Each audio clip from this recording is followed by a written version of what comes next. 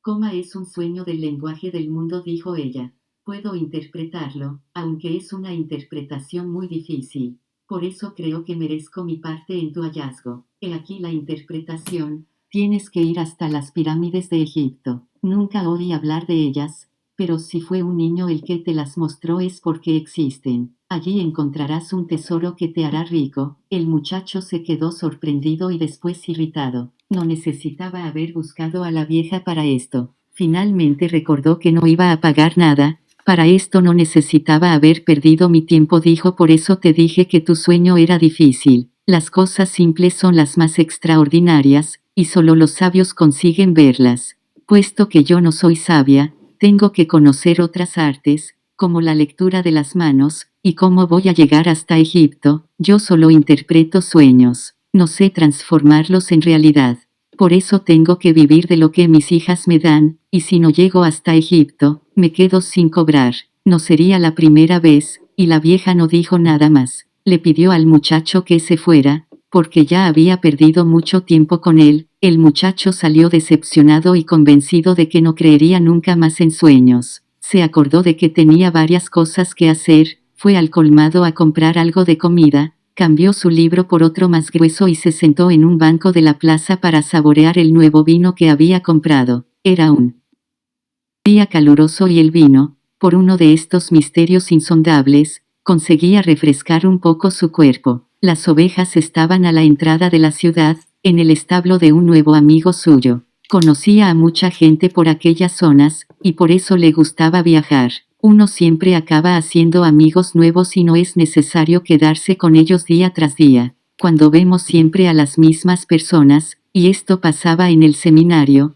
terminamos haciendo que pasen a formar parte de nuestras vidas, y como ellas forman parte de nuestras vidas, pasan también a querer modificar nuestras vidas, y si no somos como ellas esperan que seamos, se molestan, porque todas las personas saben exactamente cómo debemos vivir nuestra vida, y nunca tienen idea de cómo deben vivir sus propias vidas, como la mujer de los sueños, que no sabía transformarlos en realidad. Decidió esperar a que el sol estuviera un poco más bajo antes de seguir con sus ovejas en dirección al campo. Dentro de 3 días estaría con la hija del comerciante. Empezó a leer el libro que le había proporcionado el cura de Tarifa. Era un libro voluminoso, que hablaba de un entierro ya desde la primera página. Además, los nombres de los personajes eran complicadísimos. Pensó que si algún día él escribía un libro haría aparecer a los personajes de forma sucesiva, para que los lectores no tuviesen tanto trabajo en recordar nombres.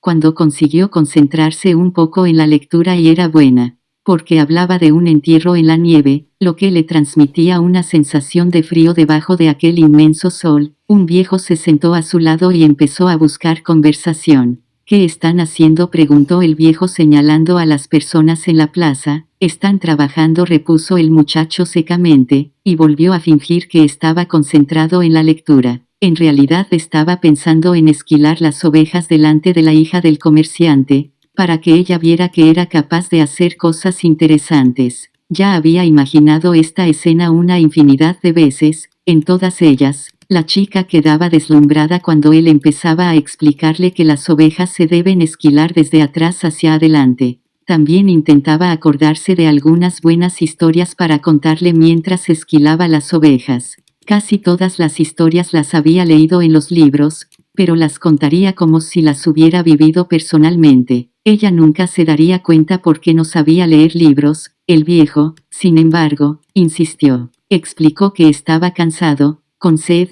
y le pidió un trago de vino. El muchacho le ofreció su botella, quizá así se callaría, pero el viejo quería conversación a toda costa. Le preguntó qué libro estaba leyendo. Él pensó en ser descortés y cambiarse de banco, pero su padre le había enseñado a respetar a los ancianos. Entonces ofreció el libro al viejo por 2 razones. La primera, porque no sabía pronunciar el título, y la segunda, porque si el viejo no sabía leer, sería él quien se cambiaría de banco para no sentirse humillado.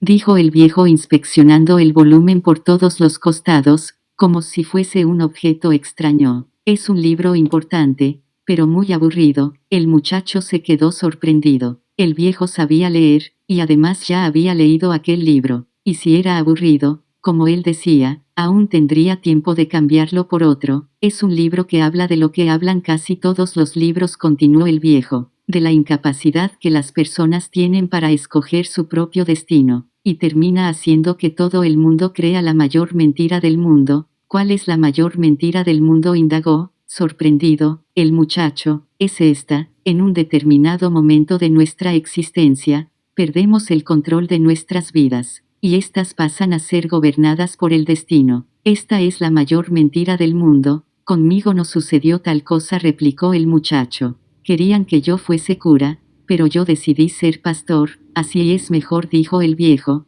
¿Por qué te gusta viajar? Ha adivinado mi pensamiento, reflexionó el chico. El viejo, mientras tanto, hojeaba el grueso libro sin la menor intención de devolvérselo. El muchacho observó que vestía una ropa extraña, parecía un árabe, lo cual no era raro en aquella región. África quedaba a pocas horas de Tarifa, solo había que cruzar el pequeño estrecho en un barco. Muchas veces aparecían árabes en la ciudad, haciendo compras y rezando oraciones extrañas varias veces al día. ¿De dónde es usted?, preguntó. De muchas partes. Nadie puede ser de muchas partes, dijo el muchacho. Yo soy un pastor y estoy en muchas partes, pero soy de un único lugar, de una ciudad cercana a un castillo antiguo. Allí fue donde nací. Entonces podemos decir que yo nací en Salem. El muchacho no sabía dónde estaba Salem, pero no quiso preguntarlo para no sentirse humillado con la propia ignorancia. Permaneció un rato contemplando la plaza. Las personas iban y venían, y parecían muy ocupadas. ¿Cómo está Salem?, preguntó buscando alguna pista. Como siempre, esto no era ninguna pista. Pero sabía que Salem no estaba en Andalucía, sino él ya la habría conocido. ¿Y qué hace usted en Salem?, insistió. ¿Qué es lo que hago en Salem? El viejo por primera vez soltó una buena carcajada. Vamos, yo soy el rey de Salem. La gente dice muchas cosas raras, pensó el muchacho. A veces es mejor estar con las ovejas, que son calladas y se limitan a buscar alimento y agua. O es mejor estar con los libros, que cuentan historias fantásticas siempre en los momentos en que uno quiere oírlas. Pero cuando uno habla con personas, estas dicen ciertas cosas que nos dejan sin saber cómo continuar la conversación. Mi nombre es Melquisedec, dijo el viejo. ¿Cuántas ovejas tienes? Las suficientes, respondió el muchacho. El viejo empezaba a querer saber demasiado sobre su vida. Entonces estamos ante un problema. No puedo ayudarte mientras tú consideres que tienes las ovejas suficientes. El muchacho se irritó. No había pedido ayuda. Era el viejo quien había pedido vino, conversación y el libro. Devuélvame el libro, dijo. Tengo que ir a buscar mis ovejas y seguir adelante. Dame la 10ª parte de tus ovejas, propuso el viejo, y yo te enseñaré cómo llegar hasta el tesoro escondido. El chico volvió a acordarse entonces del sueño y de repente lo vio todo claro. La vieja no le había cobrado nada, pero el viejo, que quizá fuese su marido, iba a conseguir arrancarle mucho más dinero a cambio de una información inexistente. El viejo debía de ser gitano también. Antes de que el muchacho dijese nada, el viejo se inclinó, cogió una rama y comenzó a escribir en la arena de la plaza. Cuando se inclinaba, algo se vio brillar en su pecho, con una intensidad tal que casi cegó al muchacho. Pero en un movimiento excesivamente rápido para alguien de su edad, volvió a cubrir el brillo con el manto. Los ojos del muchacho recobraron su normalidad y pudo ver lo que el viejo estaba escribiendo. En la arena de la plaza principal de aquella pequeña ciudad, leyó el nombre de su padre y de su madre. Leyó la historia de su vida hasta aquel momento. Los juegos de su infancia, las noches frías del seminario. Leyó el nombre de la hija del comerciante, que ignoraba. Leyó cosas que jamás había contado a nadie, como el día en que robó el arma de su padre para matar venados, o su primera y solitaria experiencia sexual. Soy el rey de Salem, había dicho el viejo. ¿Por qué un rey conversa con un pastor?, preguntó el muchacho, avergonzado y admiradísimo. Existen varias razones, pero la más importante es que tú has sido capaz de cumplir tu leyenda personal. El muchacho no sabía qué era eso de la leyenda personal. Es aquello que siempre deseaste hacer. Todas las personas, al comienzo de su juventud, saben cuál es su leyenda personal. En ese momento de la vida todo se ve claro, Todo es posible, y ellas no tienen miedo de soñar y desear todo aquello que les gustaría hacer en sus vidas. No obstante, a medida que el tiempo va pasando, una misteriosa fuerza trata de convencerlas de que es imposible realizar la leyenda personal. Lo que el viejo estaba diciendo no tenía mucho sentido para el muchacho. Pero él quería saber qué eran esas fuerzas misteriosas. La hija del comerciante se quedaría boquiabierta con esto. Son fuerzas que parecen malas, pero en verdad te están enseñando cómo realizar tu leyenda personal. Están preparando tu espíritu y tu voluntad, porque existe una gran verdad en este planeta. Seas quien seas o hagas lo que hagas, cuando deseas con firmeza alguna cosa, es porque este deseo nació en el alma del universo. Es tu misión en la tierra, aunque solo sea viajar, o casarse con la hija de un comerciante de tejidos, o buscar un tesoro. El alma del mundo se alimenta con la felicidad de las personas, o con la infelicidad, la envidia, los celos. Cumplir su leyenda personal es la única obligación de los hombres. Todo es una sola cosa, y cuando quieres algo, todo el universo conspira para que realices tu deseo. Durante algún tiempo permanecieron silenciosos, contemplando la plaza y la gente. Fue el viejo quien habló primero. ¿Por qué cuidas ovejas? Porque me gusta viajar. El viejo señaló a un vendedor de palomitas de maíz que, con su carrito rojo, estaba en un rincón de la plaza.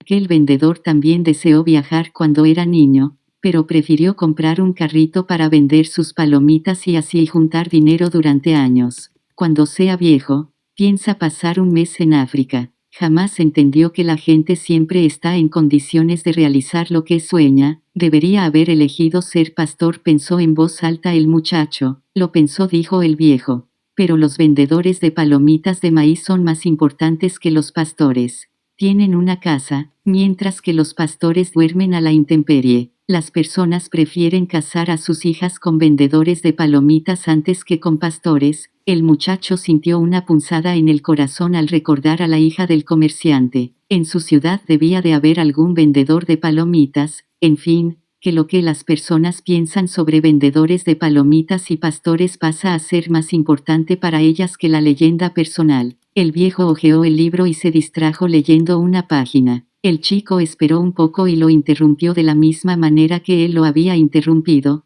¿Por qué habla de todo esto conmigo? Porque tú intentas vivir tu leyenda personal, y estás a punto de desistir de ella, y usted aparece siempre en estos momentos, no siempre de esta forma, pero jamás dejé de aparecer. A veces aparezco bajo la forma de una buena salida, de una buena idea. Otras veces, en un momento crucial, hago que todo se vuelva más fácil, y cosas así. Pero la mayor parte de la gente no se da cuenta. El viejo le contó que la semana pasada había tenido que aparecer ante un garimpeiro, buscador de oro y piedras preciosas bajo la forma de una piedra. El garimpeiro lo había dejado todo para partir en busca de esmeraldas. Durante 5 años trabajó en un río, y había partido 999.999 piedras en busca de una esmeralda. En ese momento el garimpeiro pensó en desistir, y solo le faltaba una piedra, solamente una piedra, para descubrir su esmeralda. Como era un hombre que había apostado por su leyenda personal, el viejo decidió intervenir. Se transformó en una piedra, que rodó sobre el pie del garimpeiro. Con la rabia y la frustración de los 5 años perdidos, arrojó la piedra lejos. Pero la arrojó con tanta fuerza que chocó contra otra y se rompió, mostrando la esmeralda más bella del mundo. Las personas aprenden muy pronto su razón de vivir, dijo el viejo con cierta amargura en los ojos. Quizá también sea por eso que desisten tan pronto. Pero así es el mundo. Entonces el muchacho se acordó de que la conversación había empezado con el tesoro escondido. Los